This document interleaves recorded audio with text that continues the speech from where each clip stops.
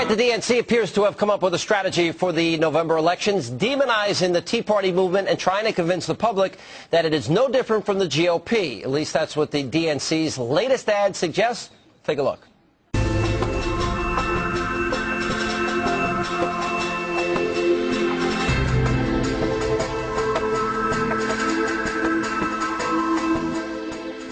All right, apparently the powers that be at the DNC weren't watching the GOP Senate primary in Kentucky too closely.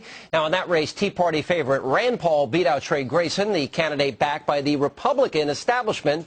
And the most recent polls show that Paul has a considerable lead over his Democratic challenger, Jack Conway. The latest Survey USA poll has Paul leading by an 8-point margin, 51-43. And joining me now with reaction to the DNC's latest attempt to fool the American people is GOP Senate candidate Rand Paul is back. Rand, welcome back. Good to be with you, Sean. All right, your reaction to the ad. Well, I do have a target on my back, but they let me put a coat over it today, so you can't see the target on the television. But, yeah, I think they've seen the success of the Tea Party. They want to drag the Tea Party down, and they want to drag me down.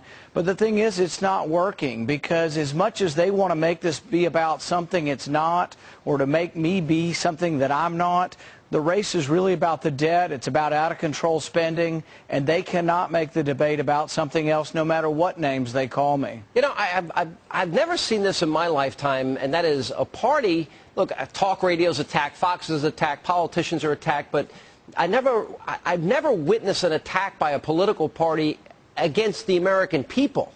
And be it town hall attendees or Tea Party movement members, I mean, there seems to be one attack after another. I mean, what do you think the strategy is here? Well, I think the thing is the reason they do it is they want to paint us, and they say, oh, that's extreme. And I keep saying what is extreme is a $2 trillion deficit, $400 billion in interest. What they're doing in Washington is extreme.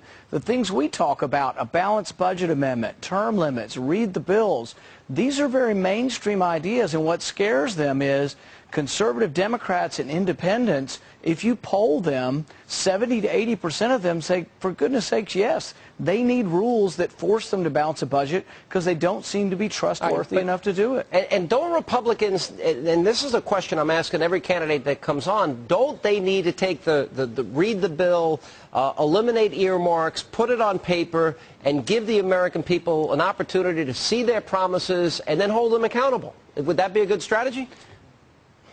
Absolutely. You know, in '94 we had the contract with America, and I've been promoting a Tea Party platform that has some things that are very popular. Balanced budget amendment, term limits, read the bills, point out to where the bills have constitutional authority, where they get justification from the Constitution.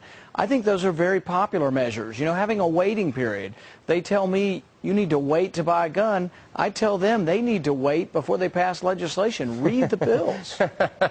Pretty good line. I will give you that. All right, so you were not supported by the establishment.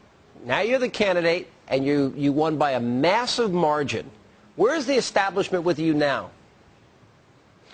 Well, I tell people primaries are about who gets to lead the party and which direction the party goes. I consider in the primary we did divide Republicans, but in the general we're bringing them together. And I would say all the Republicans across Kentucky and across the country are helping us on a day-to-day basis. Yeah. And some of our supporters say, oh, you're joining the establishment. But what I say is no, the establishment has seen that we won by opposing the bank bailout, by opposing overspending in the debt. Last question. And those people are now supporting our platform, and so I see it as a great sign of victory for us. Are you concerned at all that you may run into conflict, that some Republicans don't get the mood of why the Tea Party movement is so passionate and popular now?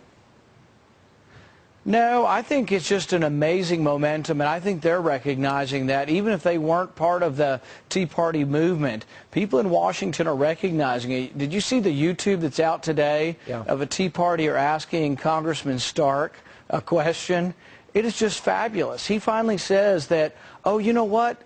There are no constitutional limits for government. We can do whatever we want through the power to tax. And that's kind of what's going on with this bill now, or with the legal case against the health care bill. The Democrats and Obama are simply arguing that the power to tax has no limits, and they can do whatever they want. Yeah. But interestingly, the judge today said we have a case, and it'll be interesting to see how this case comes out through the Supreme Court. All right, Rand Paul, 92 days to go. We're going to follow the race as we have been very closely. Appreciate you being with us and giving us an update. Thanks very much.